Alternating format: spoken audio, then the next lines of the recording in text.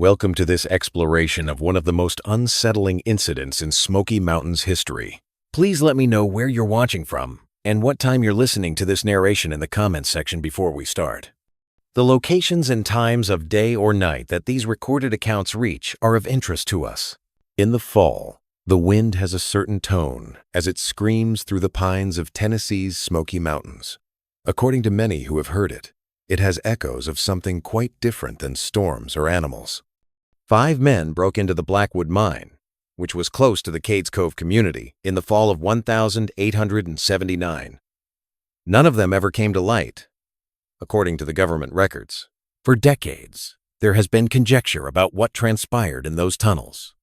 2 hired workers, Frederick Walsh and Thomas Green, as well as the Blackwood brothers, Isaiah, Elijah, and Jeremiah, disappeared without a trace. The Tennessee Mining Authority sealed the mine after it collapsed in 1962, yet it still has mysteries that might be better left unseen. The town of Cades Cove is tucked away in a valley that is encircled by the towering Smoky Mountain ranges. About 300 people lived there in 1879. Miners, farmers, and tradespeople who made their living off the harsh terrain. After 3 generations of residents, the Blackwood family eventually acquired land on the northwest slope of what the locals called Hollow Ridge that had promising mineral reserves. The area's unusual acoustic sounds seemed to be muffled by the dense forest, and odd rock formations were the source of the term itself.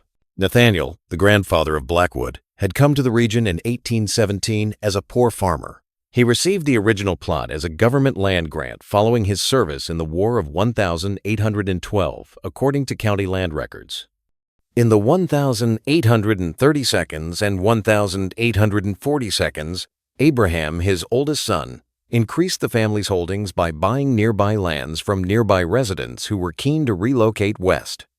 Abraham was the first to notice the peculiar black stones that periodically emerged during intense rains.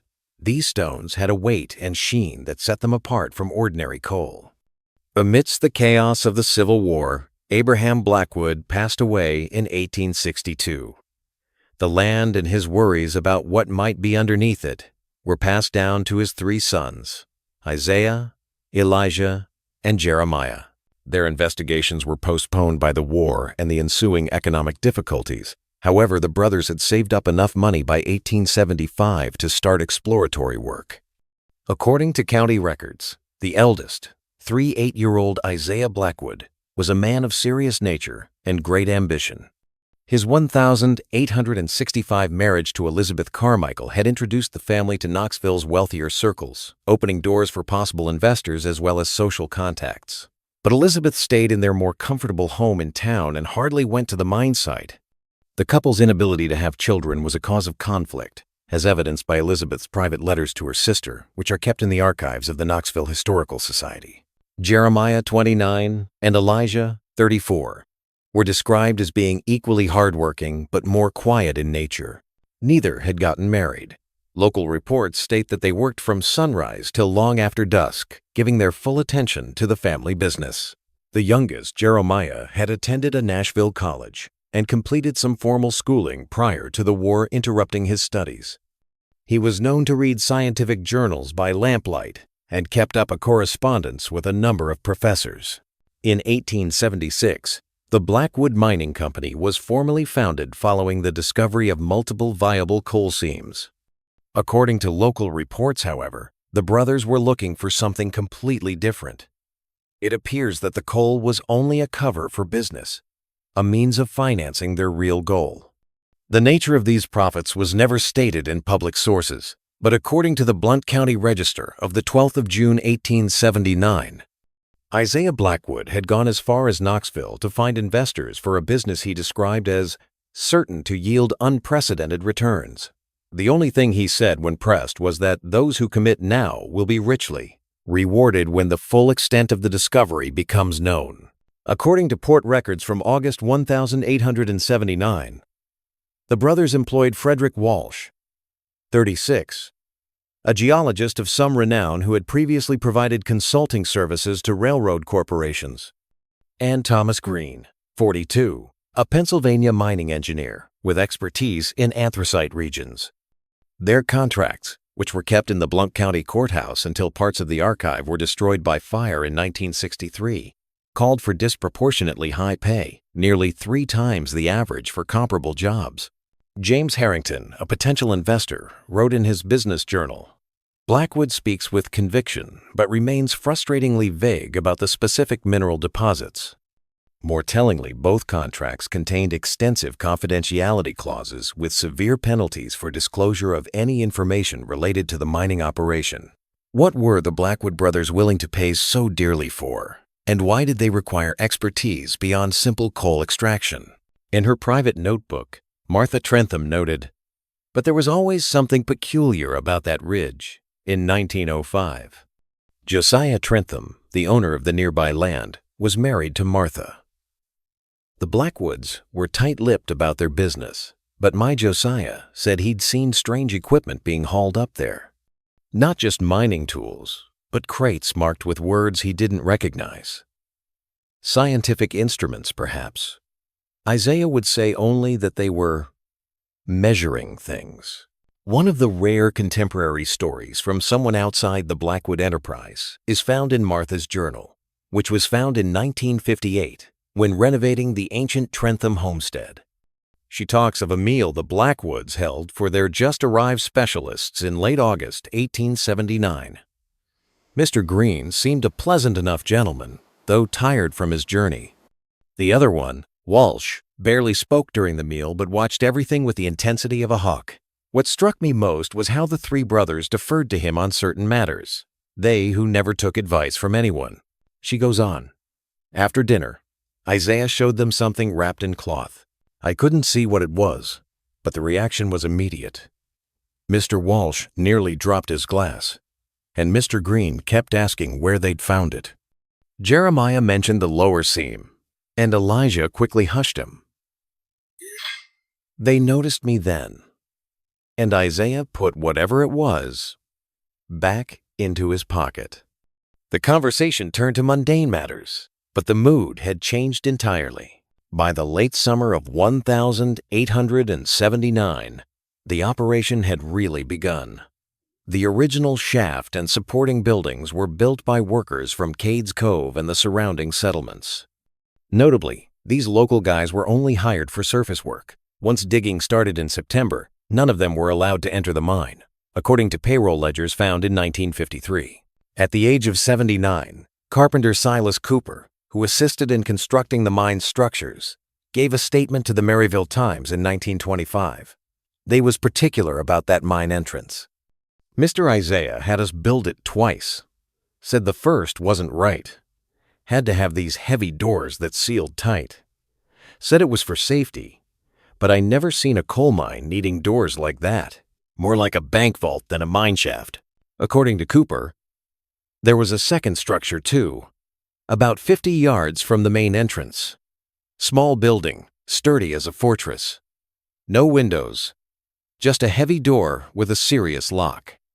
We called it the strong room. Mr. Elijah supervised that construction personally, checking every nail and board. Wouldn't say what it was for, but we hauled in some mighty strange equipment. Brass instruments with dials, glass containers, things I'd never seen before or since. Another employee, Daniel McCoy, wrote in the same article, "They had us dig a pit behind that strong room, line it with brick, 8 feet deep, circular like a well, but dry. They put a metal plate at the bottom and some kind of machinery on top. Looked like something you'd see at a university, not a mining operation."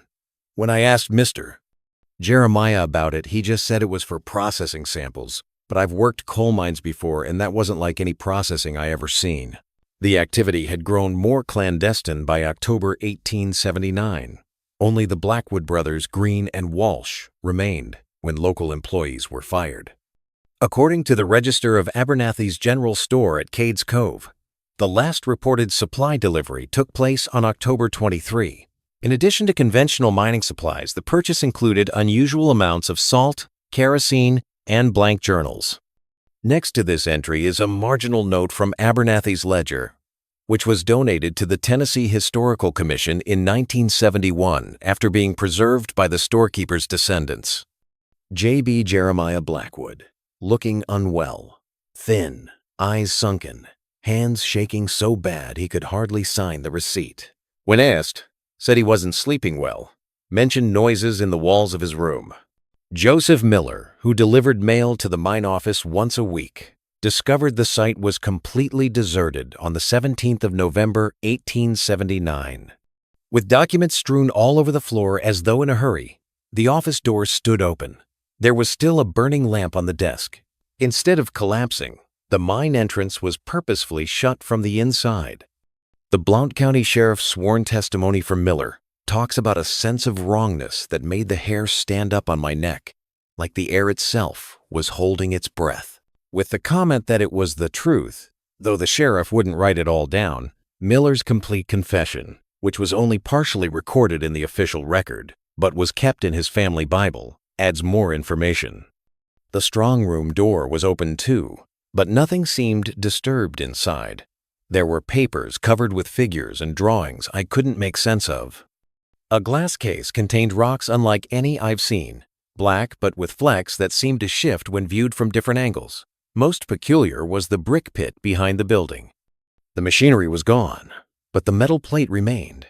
It was covered with scratches, as though something had tried to claw its way up from below. At best, the sheriff's probe was superficial. The official report, which was issued on November 25, 1879, the Blackwood brothers and their associates appear to have abandoned their mining operation for reasons unknown. No signs of violence or foul play were evident. The property has been secured pending the emergence of rightful claimants. Many discrepancies are not addressed by this clinical assessment. Why would prosperous businessmen give up expensive equipment? Why had their horses been left in the stable for days without food? Why did the workplace still have a half-eaten dinner on the table? The most perplexing of all is the reason behind the mine's internal ceiling. Sheriff didn't want to go inside that mine. None of us did, truth be told. There was a feeling about the place, like standing at the edge of a deep pit in the dark. You can't see what's below, but you sense the emptiness. We reported what we could see and left the rest alone. Some places are best left undisturbed. Deputy Samuel Lockwood, who helped with the investigation, later confided to his son in the Lockwood family history, which was compiled in 1923. In December 1879, the families of Walsh and Green arrived from Massachusetts and Pennsylvania, respectively. Bureaucratic coldness greeted their inquiries. The case was categorized as a simple disappearance because there were no remains, no signs of criminal activity, and no witnesses. No heirs came forward to claim the Blackwood inheritance, leaving the mine site in legal limbo.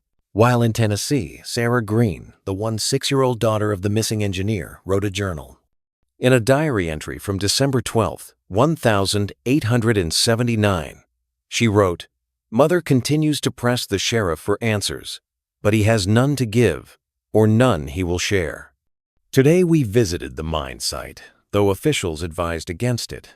The forest seems to close around it, as though trying to reclaim the space and erase what happened there. I felt a heaviness in the air, a pressure behind my eyes. Mother called me fanciful, but she too seemed eager to leave. Near the sealed entrance, I found a scrap of paper that might have been from Father's notebook. On it was written in his hand, "It responds to sound. God help us, it responds to sound." Isaiah's wife, Elizabeth Blackwood, insisted that her husband get in touch with her as soon as he could, so she declined to go to Cades Cove. She thought the brothers had found something significant and had fled to safeguard it, according to letters she sent to her lawyer. In 1881, she moved to Charleston, South Carolina, but she didn't start a search or report anyone missing. She didn't get married again, and when she passed away in 1914, she bequeathed her small estate to a nephew, without mentioning her husband in her testament. The Cades Cove Methodist Church's parish records from 1880 state that the locals wouldn't go near that place, according to Reverend William McNeil. They say at night you can hear sounds coming from within the sealed mine, not cave-ins or settling earth, but something else. I counsel them against superstition, but I must admit, When I visited the site to offer prayers for the missing men, I too felt a deep unease. The silence there has weight to it. Another entry from June 1880 can be found in McNeil's records, which have been transcribed and kept by the Methodist Historical Society. Josiah Trentham reports that the Blackwood horses, which were sold at auction to settle outstanding debts, have all died or gone lame. Similarly, tools and equipment from the mine, now dispersed throughout the community, seem to bring misfortune. Daniel McCoy's saw, purchased from the liquidation, shattered and nearly took his hand. The lantern from the office, now in Adam Lawson's possession, refuses to light despite ample oil. Such tales encourage superstition, which I must discourage, yet the pattern is difficult to dismiss entirely. In 1952, Howard Reynolds, a driven graduate student from the University of Tennessee, saved the Blackwood mine from complete oblivion. During his dissertation studies, Reynolds discovered references to the Blackwood disappearance while studying mining techniques in Appalachia. Captivated by the historical oddity, he started gathering records, speaking with local elders, and assembling the disjointed narrative. Reynolds became increasingly fixated on the case, as seen by his study notes, which are preserved at the University of Tennessee Library. When he wrote in March 1953, the official explanation makes no sense. The Blackwoods were experienced businessmen who had invested considerable capital in their operation. The sudden abandonment contradicts everything known about their character and circumstances. Furthermore, the geological surveys I've reviewed indicate that the Hollow Ridge site should not have contained significant coal deposits at all. What then were they mining? Reynolds located Sarah Green, who was, by that time, an elderly Philadelphia resident. His notes, which are a transcription of her interview, offer unsettling background. Father was not prone to flights of fancy. He was a practical man, methodical in his work and his thinking, but his letters changed after he arrived in Tennessee. At first, he wrote of promising findings and a cordial working relationship with the Blackwoods. By September, his tone had shifted. He mentioned unusual properties in the mineral samples and disagreements about how to proceed.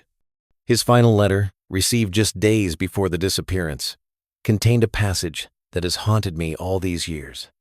We've gone too deep. The material changes as we descend. It's not just a mineral deposit. It's something else entirely. Isaiah won't stop despite the warnings. He believes we found something that will change everything. I fear he may be right, though not in the way he imagines. The Tennessee Department of Conservation granted Reynolds permission to visit the abandoned mine site on June 12, 1953. By that time, the area had been added to the recently created Great Smoky Mountains National Park. The remains of buildings that the forest had reclaimed, the collapsed but still visible mine entrance, and an odd finding, a metal container buried beneath the decayed floorboards of what had been the mine office, are all detailed in his field notes from that day.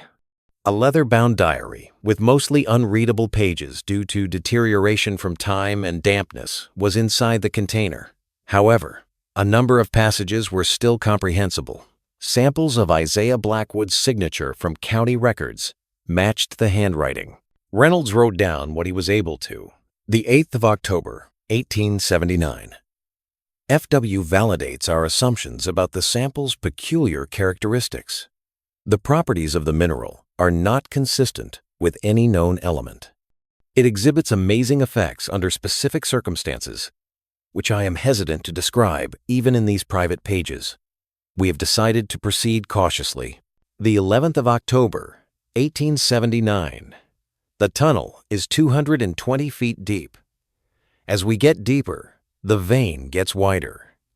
Unusual temperature variations that are not explained by traditional geology are reported by TG.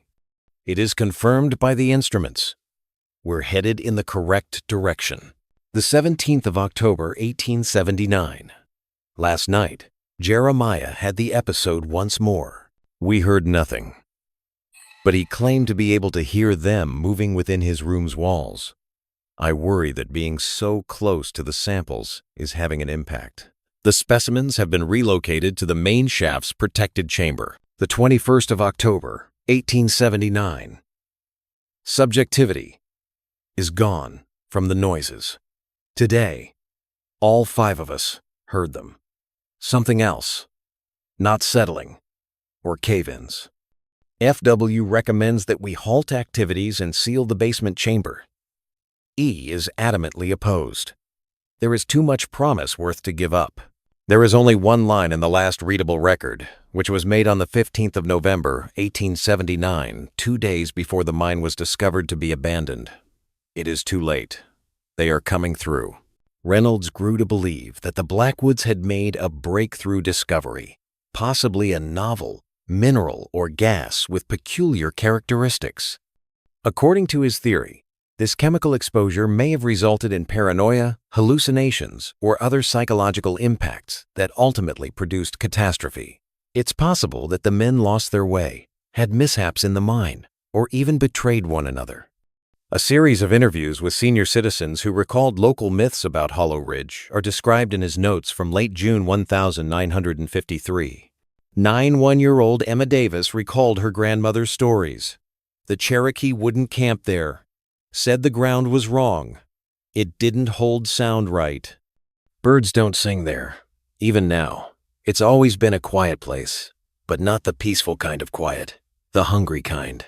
Josiah and Martha's grandson, William Trentham, told tales of the Blackwoods from his family. My grandparents said Isaiah was changed after they dug that first shaft. Used to be sociable, but became withdrawn.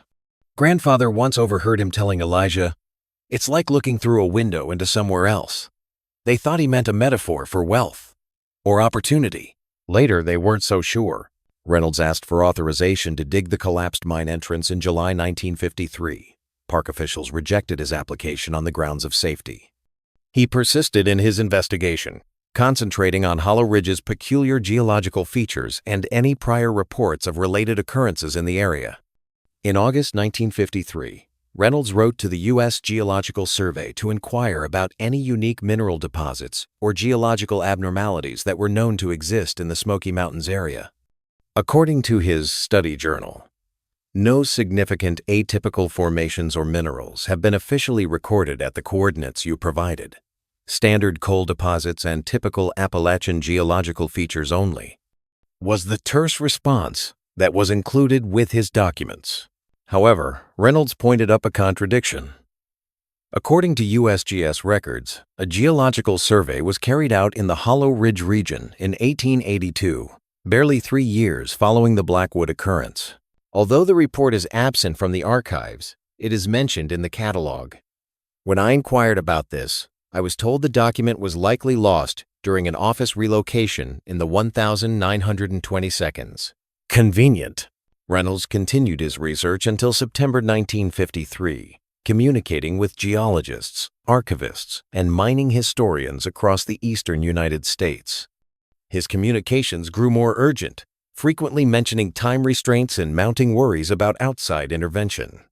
In a letter dated September 30th that he sent to he stated, "I believe I'm being followed. Twice this week I've noticed the same man near the library when I'm reviewing the Blackwood materials. Yesterday my apartment showed signs of entry, though nothing was taken. I've secured my most important findings in a safe deposit box. If anything should happen, please ensure this research continues." Then Reynolds himself vanished in October 1953. Reynolds left their shared flat on the evening of October 17th, saying he had made a breakthrough and needed to check something in the library, according to his university roommate. He never came back. 3 days later, his car was found parked on a National Park Service road about 2 miles from the Blackwood mine site. Reynolds was never located, even after a thorough search by local authorities and park rangers.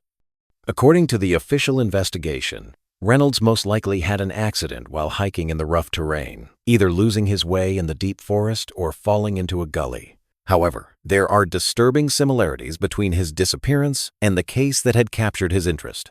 Geology professor Dr. Marilyn Haywood, who had sometimes counseled Reynolds, gave a statement to university representatives.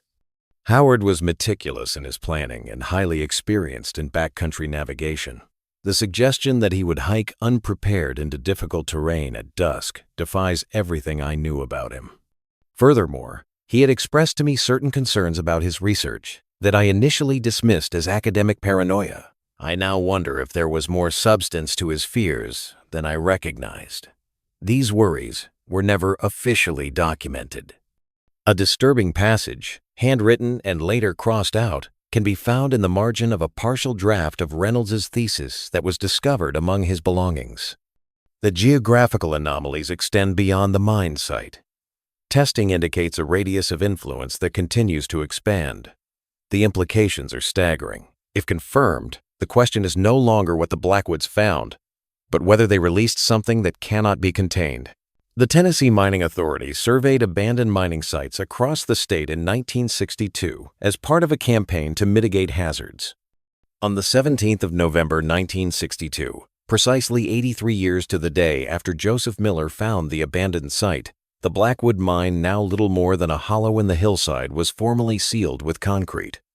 In an unusual addition to his routine report, Robert Crowley, the foreman of the sealing operation, wrote, "Crew members reported auditory anomalies while working at the Blackwood site. Several complained of headaches and disorientation. Foreman recommends no further activity at this location." When his superiors asked him to elaborate, Crowley's resignation letter was the response. The next month, he moved to Ohio with his family. We couldn't get in touch with him for this investigation.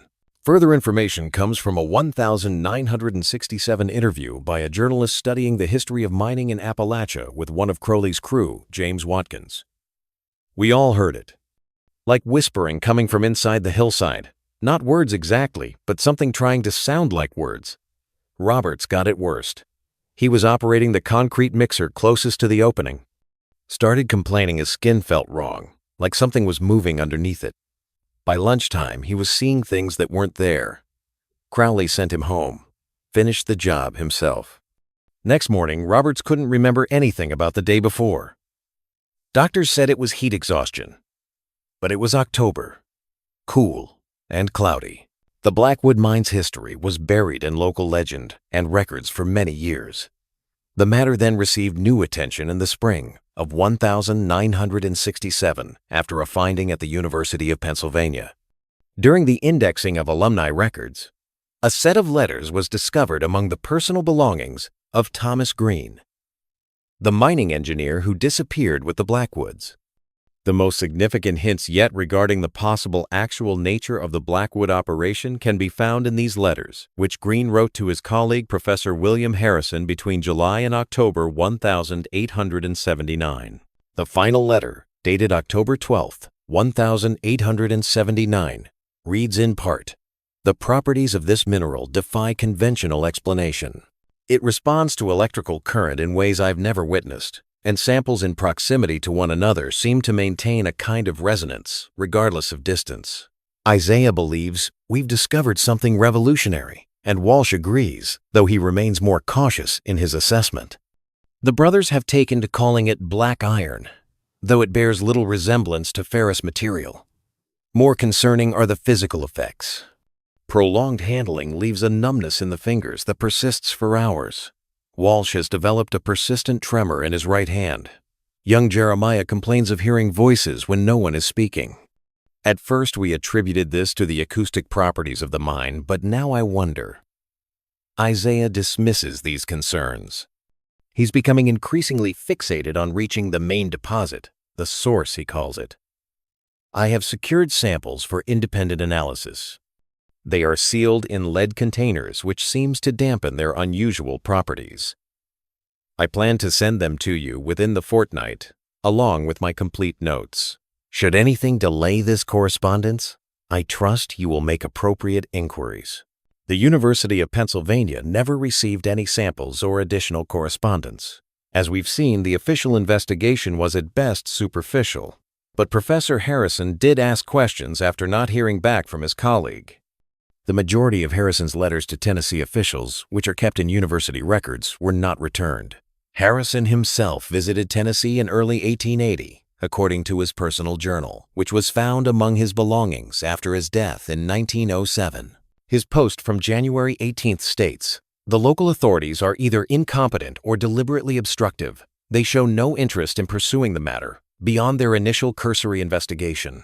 When I mentioned Green's final letter and his references to unusual mineral properties, Sheriff Davis became visibly uncomfortable and suggested I return to Pennsylvania and leave Tennessee matters to Tennesseans. Harrison's displeasure is shown in a later entry dated January 21st, 1880. Visited the mine site today despite warnings to stay away. The entrance has indeed been sealed from within, massive timbers braced against the doors. No signs of violence or struggle evident, yet the scene suggests hasty departure. Most peculiar was the silence, a profound absence of sound that seemed to extend in a perfect circle around the site. No bird song, no insect noise, not even the sound of wind in the trees. Though I could see branches moving. I collected soil samples from near the mine entrance for analysis. His final note about the trip, dated January 25th, 1880, samples proved unremarkable under initial testing. However, I experienced a most disturbing phenomenon last night. The soil was stored in my hotel room in glass vials. I was awakened by what sounded like faint tapping from within the containers. When examined by lamplight, the soil appeared to be moving slightly, though I could detect no insects or other organisms that might explain the movement. I have disposed of the samples and will depart for Pennsylvania tomorrow. The Blackwood incident has mostly been written off by the scholarly community as an industrial mishap, possibly including pockets of natural gas that could account for the observed psychological and auditory abnormalities as well as the disappearances. Although this hypothesis does not explain why the brothers and their associates would lock the mine from within or abandon all of their belongings, it is thought that the lack of bodies is due to their escape following a terrible incident. In fringe publications, more esoteric interpretations have surfaced. Some speculate that the black iron may have been radioactive substances to which exposure led to mental decline. Others provide more exotic explanations that include processes that are beyond the current understanding of science.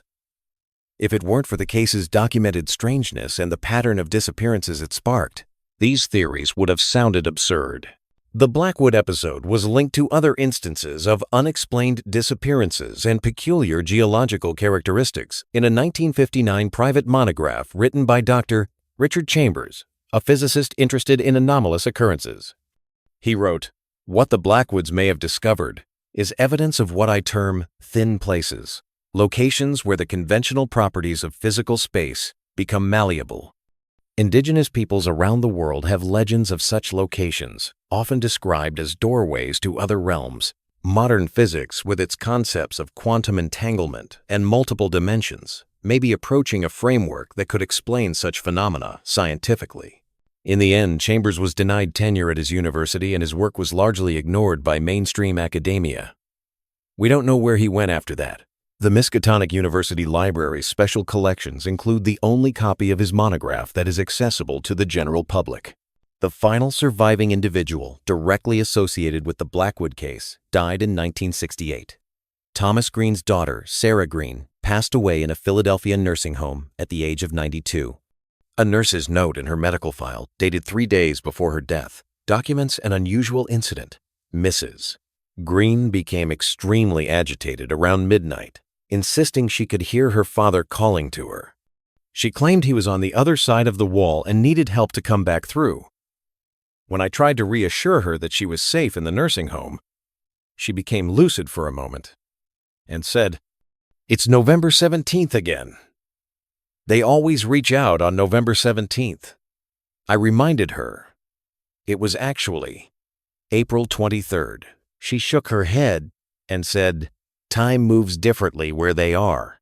Today, the Blackwood mine site is located in an undeveloped area of the National Park for the Great Smoky Mountains.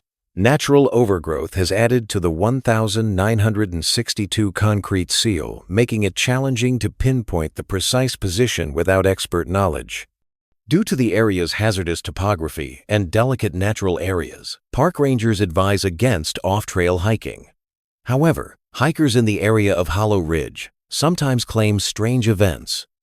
Numerous incidents of visitors expressing immediate fear or dread, witnessing odd aural phenomena, or getting momentarily disoriented are recorded in park service logs. The previous mine site is around 2 miles away from where these stories are concentrated. Though none have gone missing forever, a number of hikers have needed rescue after mysteriously getting separated from their groups. As part of a larger investigation into the mineral compositions of the Appalachians, Dr. Eleanor Matt, a professor of geology at Vanderbilt University, collected soil and rock samples from the region in 1956. Her private research notes, which were made public after her retirement, provide a different account of the anomalies, stating that samples from Site BW7, believed to be a coded reference to the Blackwood location, exhibit unusual electromagnetic properties that warrant further investigation. Funding request pending. However, no additional research was ever carried out. After her grant request was turned down, Dr. Matt completely gave up on that area of inquiry. In 1967, when investigators looking into the Reynolds disappearance contacted her, she said, "Some doors are better left closed." But Tennessee authorities made the right decision to seal that place permanently. She declined to divulge her findings. More background was given in 1968 by a former graduate assistant who worked with Dr. Matt and spoke on condition of anonymity. The samples from Hollow Ridge were unlike anything else we studied. They seemed to absorb light in a way that defied explanation. More disturbing were the audio recordings we made during the testing process. When played back at high volume, you could hear something that sounded like voices, not recording artifacts, but actual voices speaking words that almost made sense. Dr. Matt destroyed the tapes after listening to them repeatedly for several days. She became convinced they were saying specific things to her, personally. That's when she shut down the research. A group from the U.S. Geological Survey carried out a thorough mapping effort across the Great Smoky Mountains National Park in 1963. One significant omission in their published findings is that a circular region of 4 miles in diameter, centered on Hollow Ridge, is described simply as topography unverified due to instrument malfunction. The official paperwork offers no explanation for this anomaly. One member of the USGS team, Dr. James Collins, went on to become a professor at the University of Michigan. He mentioned the omission in passing in a 1972 interview for a scholarly publication. When asked about Hollow Ridge in particular, Collins reportedly abruptly ended the interview, saying, "Some areas of the park presented unusual challenges for mapping. Equipment that functioned perfectly elsewhere would produce inconsistent results in certain locations. Rather than publish potentially inaccurate data, we chose to acknowledge the limitations of our survey." At the name of the place, the reporter saw that Collins's hands had started to shake visibly. How should we interpret this disjointed past? In 1879, 5 men went into a mine and disappeared without a trace. 74 years later, a researcher who was investigating their story vanished in the same spot. Inexplicable occurrences were reported by mine closure workers. Researchers in the region stopped working on their studies for unknown reasons. The pattern makes a suggestion that defies easy explanation, yet it doesn't offer specific solutions. The Blackwood mine is still a historical oddity, a case in which the facts as they have been recorded do not lead to a satisfactory conclusion. The geologist Frederick Walsh is said to have said to a local shopkeeper a few days prior to the disappearance, "We've breached something down there that we don't understand. Isaiah thinks it's a mineral deposit, but I'm no longer certain it's a thing at all. It might be a place, a thin spot, and now that we've opened it, I don't think it can be closed again." According to a letter to her sister dated the 10th of November, 1879, the shopkeeper, Abigail Lawson, included this recollection. In response to her questions, Walsh allegedly said, "Some things weren't meant to be found. Some spaces weren't meant to be entered." She characterized Walsh as ashen-faced and trembling, like a man who hasn't slept in days. A number of families fled Cades Cove in the years after the tragedy, claiming vague worries about the place. The population had dropped by over 20% by 1881. A particularly telling document found in the archives of the Cades Cove Baptist Church in 1964 is a petition signed by 47 community members in December 1879, addressed to the county authorities. Church records from the time period indicate an increase in prayer meetings and community gatherings centered on protection from unseen influences. According to the petition, strange occurrences have multiplied since the mine's abandonment, including livestock found dead without marks or cause, children speaking of figures seen at the edge of the forest, and sounds that call in voices familiar to each hearer, though the speakers are known to be elsewhere or deceased. County records indicate the petition was received, but nothing was done other than to note it had been filed for consideration. The petition calls for the Blackwood mine to be permanently sealed and the land to be deemed unfit for habitation or development. The majority of the signatories left the area within 6 months. Certain mountain locations, such as hills where animals wouldn't graze, caverns that looked to breathe on their own, and hollows where noises transmitted strangely, have long been the subject of superstitions among Appalachian settlers. Usually remote people with little scientific education reject these ideas as folklore or attribute them to misinterpreted natural phenomena.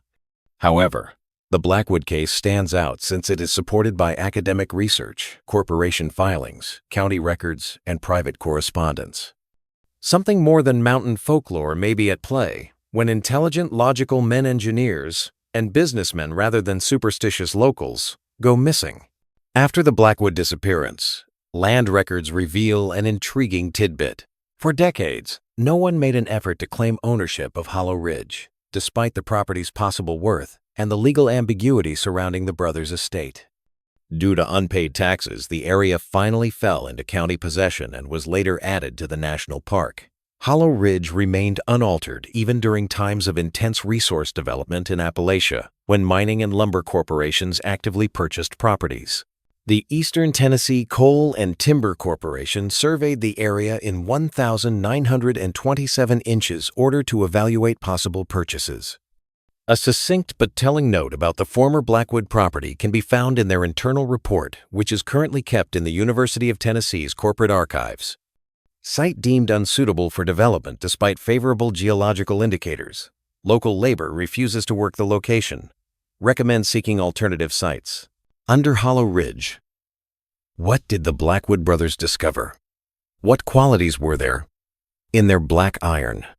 Did they invade a naturally occurring gas or radiation pocket that led to paranoia, hallucinations, and ultimately death? Or did they open something that could never be closed again, as Walsh suggested?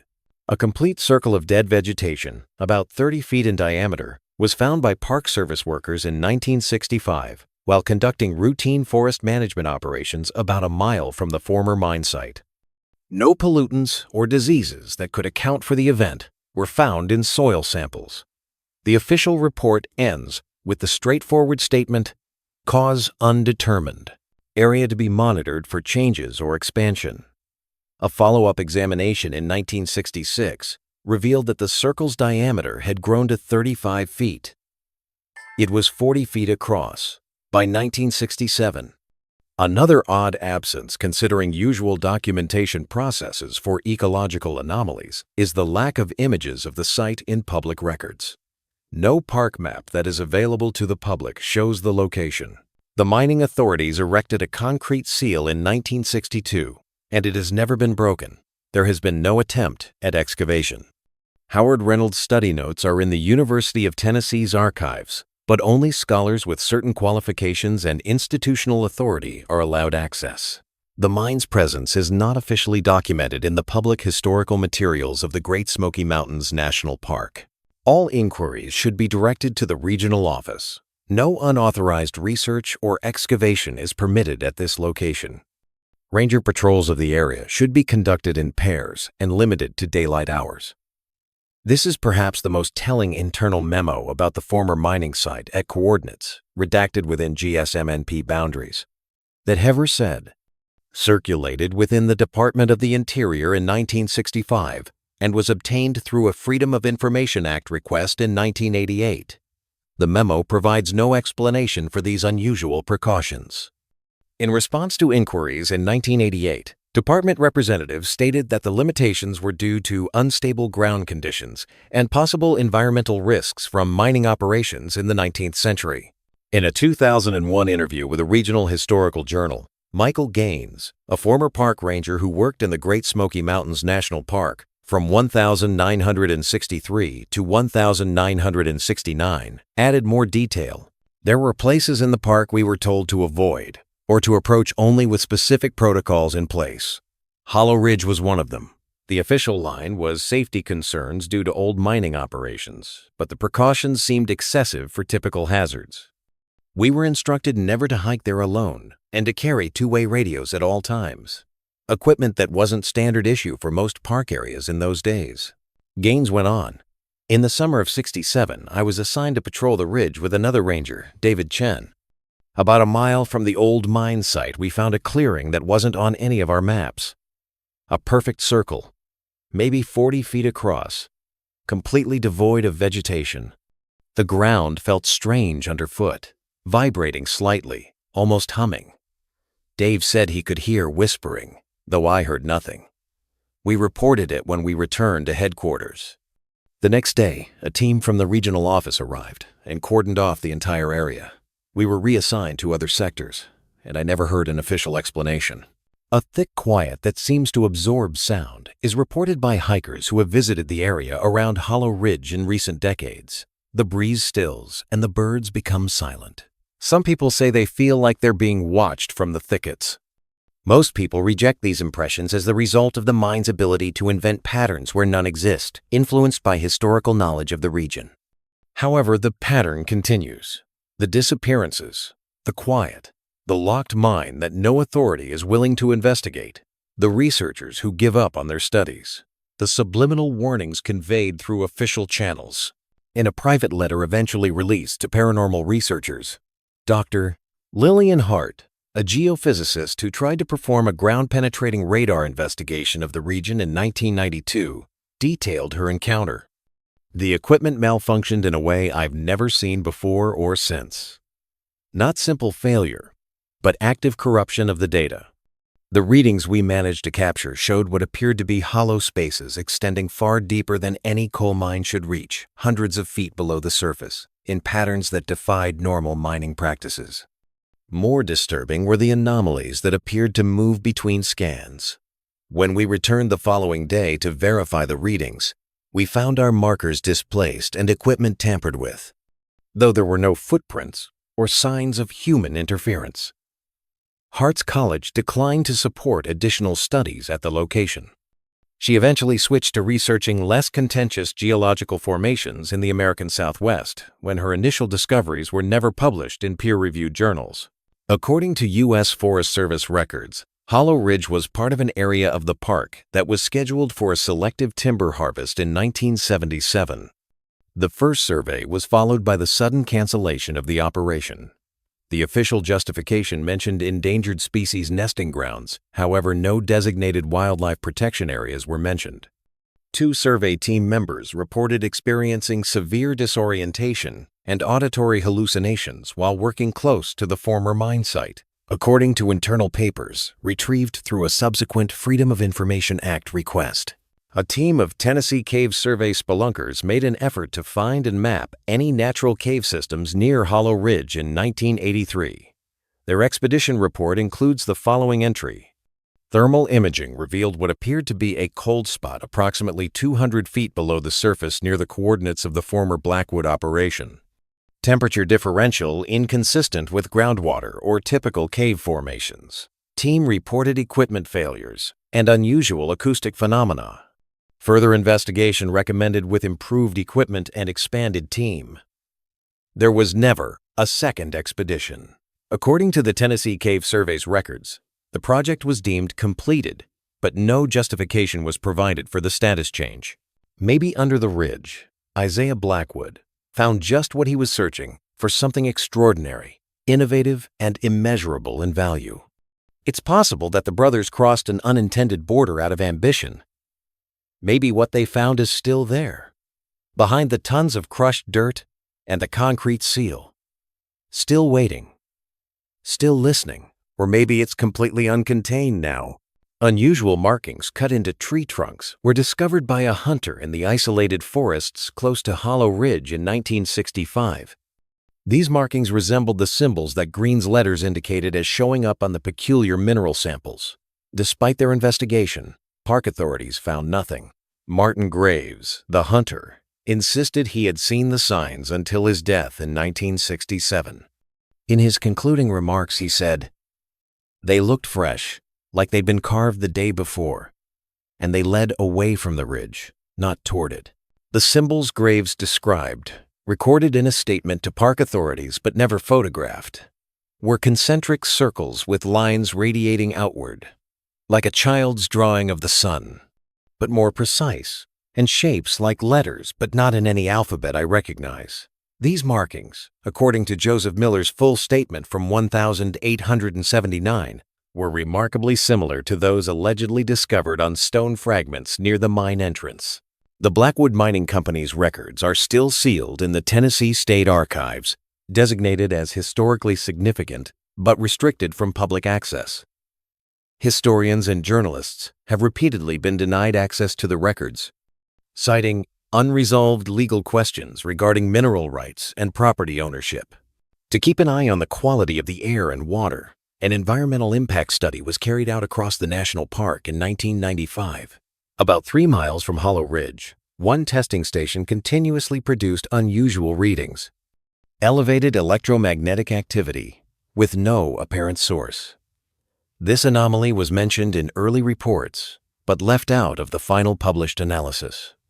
In response to inquiries on this disparity, the principal investigator asserted that the measurements were the consequence of contaminated equipment and did not accurately represent the real environmental circumstances.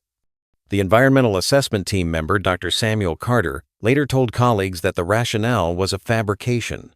He allegedly said, "We were instructed to remove those findings from the report during a 1997 private meeting." No explanation was given beyond national security concerns. I've conducted similar studies in 3 other national parks, and I've never been asked to alter data. Whatever is happening near Hollow Ridge, someone doesn't want it documented. Another anomaly was discovered in 2001 during a geological investigation using satellite imaging. A faint but noticeable gravitational irregularity centered on the former mine site. Although the discovery was noted for additional study, later studies were refocused on different parts of the park. The initial data was taken out of public databases and reclassified. Dr. Rebecca Liu, the scientist who discovered the abnormality, moved to another U.S. department, Geological Survey, soon after. As a result, the Blackwood brothers' case is still open. In Appalachian history, a footnote is an oddity that is occasionally brought up in scholarly works about the industrial growth of the 19th century or local folklore. The majority of people who read the story presume that the brothers and their friends suffered some sort of typical disaster, such as a cave-in or exposure to poisonous gases that led to hallucinations before they died. Few take into account the significance of Frederick Walsh's last remarks that were recorded, the pattern of quiet surrounding the case, or the odd measures that authorities continue to take in relation to a mine that was abandoned almost 150 years ago. After nightfall, viewers continue to approach Hollow Ridge, where residents claim that the silence deepens and that they can sense something moving beneath the surface of the earth. Something that has been patiently waiting for someone to once more break through the thin boundaries between this world and whatever is beyond. This testimony was supplied in 2003 by a park ranger who asked to remain anonymous. I've worked in 6 different national parks over 20 years. Every park has its legends and ghost stories. Most are just campfire tales, exaggerations built around mundane events. But Hollow Ridge is different.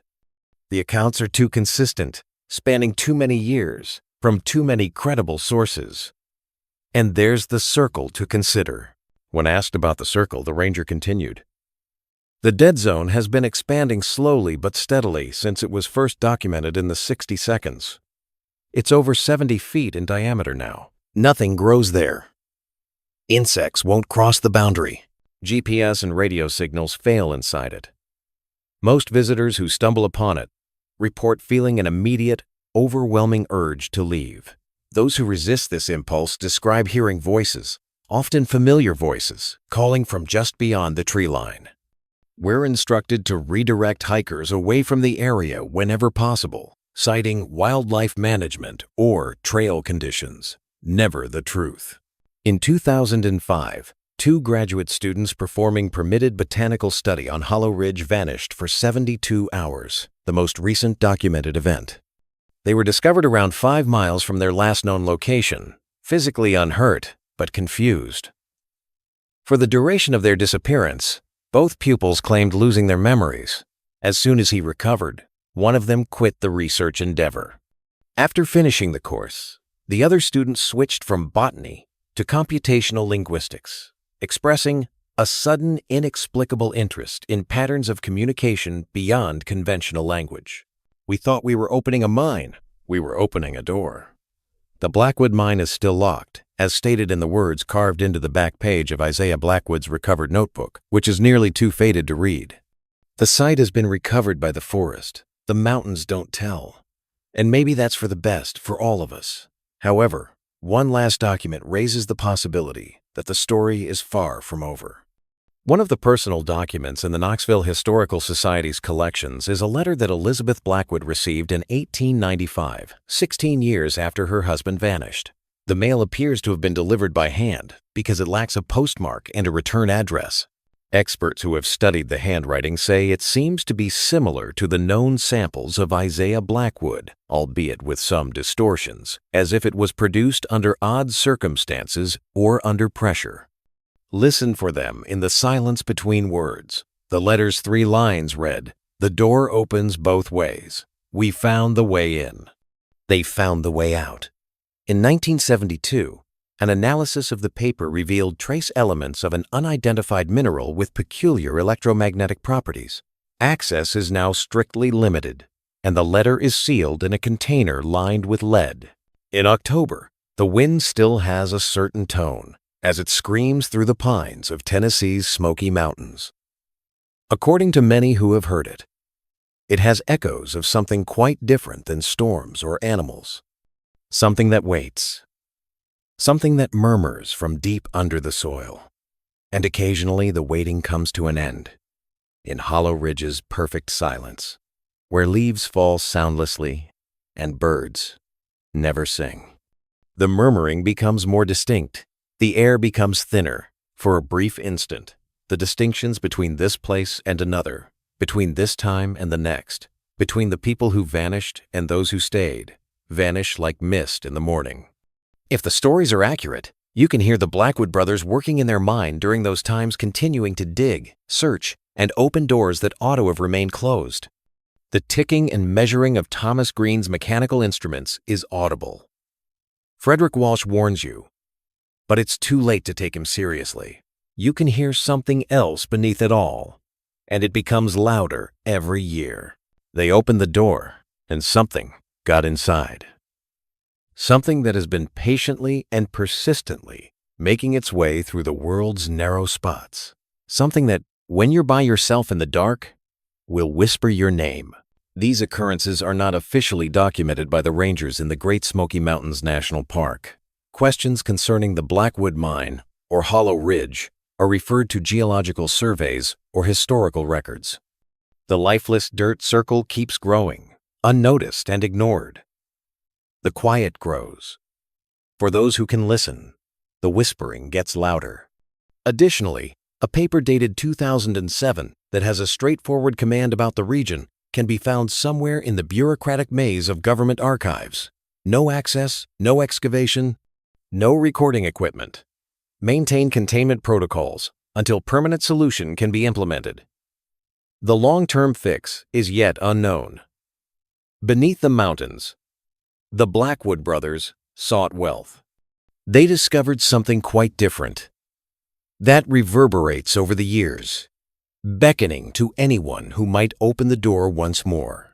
As you drift off to sleep tonight, pay close attention. You may also be able to hear them in the pauses between your thoughts and heartbeats. And keep in mind the Blackwood brothers' fate If you hear a voice from just beyond the wall that sounds like your own calling, it is impossible to fully close certain doors once they have been opened.